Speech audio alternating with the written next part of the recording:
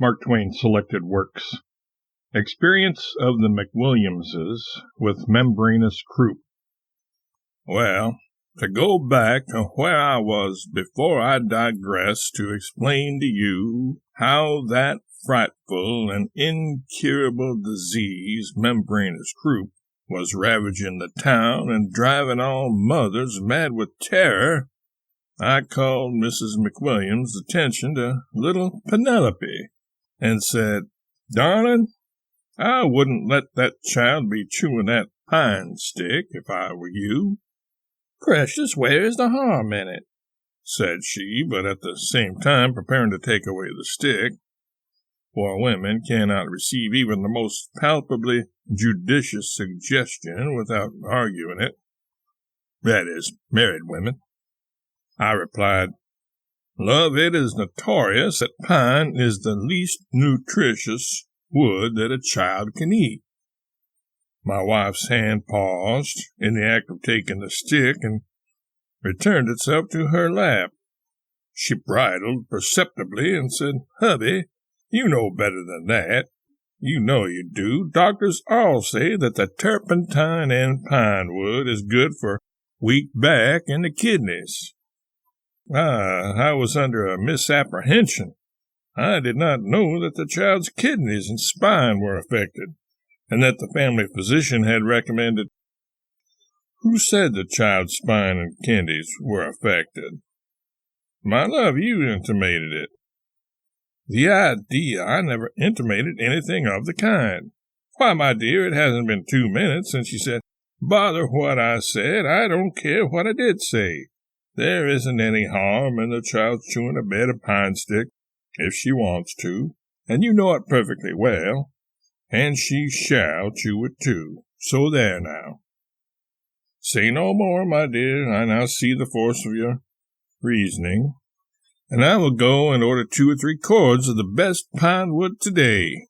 No child of mine shall want while I— Oh, please, go along to your office and let me have some peace. A body can never make the simplest remark, but you must take it up and go to arguing and arguing, and argue until you don't know what you are talking about. And you never do." "Very well, it shall be as you say, but there is a want of logic in your last remark, which, however," she was gone with a flourish before I could finish, and had taken the child with her. That night at dinner she confronted me with a face as white as a sheet.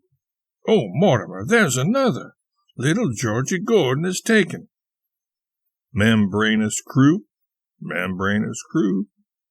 Is there any hope for him? None in the wide world. Oh, what is to become of us? By and by, nurse brought in our Penelope to say good night and offer the customary prayer at the mother's knee. In the midst of "Now I lay me down to sleep," she gave a slight cough. My wife fell back like one stricken with death, but the next moment she was up and brimming with the activities which terror inspires. She commanded that the child's crib be removed from the nursery to our bedroom, and she went along to see the order executed. She took me with her, of course. We got matters arranged with speed. A cot bed was put up in my wife's dressing room for the nurse. But now Mrs. McWilliams said we were too far away from the other baby. And what if he were to have the symptoms in the night? And she blanched again, poor thing. We then restored the crib and the nurse to the nursery, and put up a bed for ourselves in a room adjoining. Presently, however, Mrs. McWilliams said, suppose the baby should catch it from Penelope. This thought struck a new panic to her heart, and the tribe of us could not get the crib out of the nursery again fast enough to satisfy my wife, though she assisted in her own person and well-nigh pulled the crib to pieces in her frantic hurry. We moved downstairs, but there was no place there to stow the nurse, and Mrs. McWilliams said the nurse's experience would be an inestimable help. So we returned bag and baggage to our own bedroom once more, and felt a great gladness, like storm-buffeted birds that have found their nest again. Mrs. McWilliams sped to the nursery to see how things were going on there. She was back in a moment with a new dread. She said, "What can make baby sleep so?" I said, "Why, my darling, baby always sleeps like a graven image." I know, but there's something peculiar about his sleep now. He seems he seems to breathe so regularly. Oh, this is dreadful." "But, my dear, he always breathes regularly." "Oh, I know it, but there's something frightful about it now. His nurse is too young and inexperienced. Maria shall stay there with her and be on hand if anything happens." "That is a good idea, but who will help you?" "You can help me all I want. I wouldn't allow anybody to do anything but myself anyhow at such a time as this." I said I would feel mean to lie abed and sleep and leave her to watch and toil over our little patient all the weary night, but she reconciled me to it. So old Maria departed and took up her ancient quarters in the nursery. Penelope coughed twice in her sleep. "Oh, why don't that doctor come? Mortimer, this room is too warm. This room is certainly too warm. Turn off the register, quick." I shut it off, glancing at the thermometer at the same time, and wondered to myself if 70 was too warm for a sick child. The coachman arrived from downtown now with the news that our physician was ill and confined to his bed. Mrs. McWilliams turned a dead eye upon me and said in a dead voice, "There is a providence in it. It is foreordained. He never was sick before, never. We have not been living as we ought to live, Mortimer. Time and time again I have told you so. Now you see the result. Our child will never get well. Be thankful if you can forgive yourself. I never can forgive myself." I said, without intent to hurt, but with heedless choice of words, that I could not see that we had been living such an abandoned life. "Mortimer, do you want to bring the judgment upon baby too?" Then she began to cry, but suddenly exclaimed, "The doctor must have sent medicines." I said, "Certainly, they are here. I was only waiting for you to give me a chance." "Well, do give them to me. Don't you know that every moment is precious now? But what was the use in sending medicines when he knows that the disease is incurable?" I said that while there was life, there was hope. "Hope! Mortimer, you know no more what you are talking about than the child unborn. If you would, as I live, the directions say give 1 teaspoonful once an hour. Once an hour, as if we had a whole year before us to save the child in. Mortimer, please hurry. Give the poor perishing thing a tablespoonful, and try to be quick." "Why, my dear, a tablespoonful, don't drive me frantic. There. My precious, my own. It's nasty bitter stuff, but it's good for Nellie, good for mother's precious darling, and it will make her well. There, put the little head on Mama's breast and go to sleep, and pretty soon. Oh, I know she can't live till morning. Mortimer, a tablespoonful every half hour. Oh, the child needs belladonna, too. I know she does. And aconite. Get them, Mortimer. Now do let me have my way. You know nothing about these things." We now went to bed, placing the crib close to my wife's pillow. All this turmoil had worn upon me, and within 2 minutes I was something more than half asleep. Mrs. McWilliams roused me. "Darling, is that register turned on?" "No." "I thought as much. Please turn it on at once. This room is cold." I turned it on, and presently fell asleep again.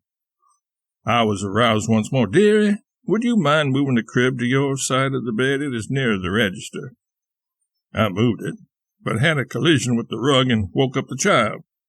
I dozed off once more while my wife quieted the sufferer. But in a little while these words came murmuring remotely through the fog of my drowsiness. "Mortimer, if we only had some goose grease. Will you ring?" I climbed dreamily out and stepped on a cat, which responded with a protest and would have got a convincing kick for it if a chair had not got it instead. "Now, Mortimer, why do you want to turn up the gas and wake up the child again?" "Because I want to see how much I am hurt, Caroline." "Well, look at the chair, too. I have no doubt it is ruined. Poor cat, suppose you had—" Now, I am not going to suppose anything about the cat. It never would have occurred if Maria had been allowed to remain here and attend to these duties, which are in her line and are not in mine. Now, Mortimer, I should think you would be ashamed to make a remark like that. It is a pity if you cannot do the few little things I ask of you at such an awful time as this, when our child— There, I will do anything you want, but I can't raise anybody with this bell. They're all gone to bed. Where is the goose grease? On the mantelpiece in the nursery. If you'll step there and speak to Maria. I fetched the goose grease and went to sleep again. Once more I was called. Mortimer, I so hate to disturb you, but the room is still too cold for me to try to apply this stuff. Would you mind lighting the fire? It is all ready to touch a match to. I dragged myself out and lit the fire and then sat down disconsolate. Mortimer, don't sit there and catch your death of cold. Come to bed. As I was stepping in, she said, But wait a moment. Please give the child some more of the medicine. Which I did. It was a medicine which made the child more or less lively, so my wife made use of its waking interval to strip it and grease it all over with the goose oil. I was soon asleep once more, but once more I had to get up. Mortimer, I feel a draft. I feel it distinctly. There is nothing so bad for this disease as a draft. Please move the crib in front of the fire. I did it, and collided with the rug again, which I threw in the fire. Mrs. McWilliams sprang out of bed and rescued it, and we had some words. I had another trifling interval of sleep, and then got up by request, and constructed a flaxseed poultice. This was placed upon the child's breast and left there to do its healing work. A wood fire is not a permanent thing. I got up every 20 minutes and renewed hours, and this gave Mrs. McWilliams the opportunity to shorten the times of giving the medicines by 10 minutes, which was a great satisfaction to her. Now and then, between times, I reorganized the flaxseed poultices and applied synapisms and other sorts of blisters where unoccupied places could be found upon the child. Well, toward morning, the wood gave out. Then my wife wanted me to go down cellar and get some more. I said, My dear, it is a laborious job, and the child must be nearly warm enough with her extra clothing. Now, mightn't we put on another layer of poultices? I did not finish because I was interrupted. I lugged wood up from below for some little time, and then turned in and fell to snoring as only a man can whose strength is all gone and whose soul is worn out. Just at broad daylight, I felt a grip on my shoulder that brought me to my senses suddenly. My wife was glaring down upon me and gasping. As soon as she could command her tongue, she said, It is all over, the child's perspiring. What shall we do? Mercy, how you terrify me. I don't know what we ought to do. Maybe if we scraped her and put her in the draft again. Oh, idiot, there is not a moment to lose. Go for the doctor. Go yourself. Tell him he must come, dead or alive. I dragged that poor sick man from his bed and brought him. He looked at the child and said she was not dying. This was joy unspeakable to me, but it made my wife as mad as if he had offered her a personal affront. Then he said the child's cough was only caused by some trifling irritation or other in the throat. At this, I thought my wife had a mind to show him the door. Now, the doctor said he would make the child cough harder and dislodge the trouble. So he gave her something that sent her into a spasm of coughing, and presently up came a little wood splinter or so. This child has no membranous croup, said he. She has been chewing a bed of pine shingle or something of the kind, and got some little slivers in her throat. They won't do her any hurt. No, said I can well believe that. Indeed, the turpentine that is in them is very good for certain sorts of diseases that are peculiar to children. My wife will tell you so. But she did not. She turned away in disdain and left the room. And since that time there is one episode in our life which we never referred to. Hence, the tide of our days flows by in deep and untroubled serenity. Very few married men have such an experience as McWilliamses, and so the author of this book thought that maybe the novelty of it would give it a passing interest to the reader.